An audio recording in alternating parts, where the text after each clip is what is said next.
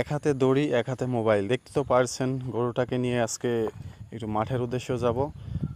ছোট একটা দড়ি ছিল, তো আমি একটু বাজার থেকে 100 টাকা দিয়ে একটা বড় দড়ি কিনে নিয়ে আসলাম, নিয়ে এসে জুড়ে দিলাম। তো এই মাঠের মধ্যেই নিয়ে আসবো। অনেক দিন থেকেই এই গরুটা দেওয়া হয়। কালকে প্রচুর পরিমাণে বৃষ্টি হয়েছিল, তারপরে মাঠে প্রচুর কাদা। তো কাদার মধ্যেই নিয়ে যাচ্ছি, দেখতে তো পারছেন।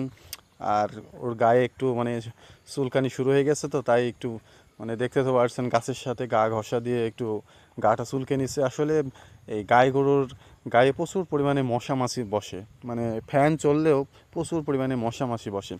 তো মাঠের মধ্যে নিয়ে চলে আসলাম, দেখতেও পারছেন প্রচুর পরিমাণে ঘাস।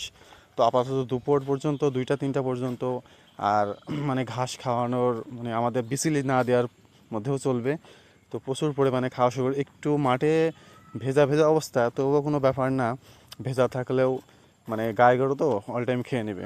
তো এর মধ্যে কয়েকটা ছাগলও দেখছি চলে এসেছে, কিন্তু ছাগল তো এই এর মধ্যে আর খাবে না। লম্বা একটা দড়ি কিনে নিয়ে এসেই শুরু করে দিলাম।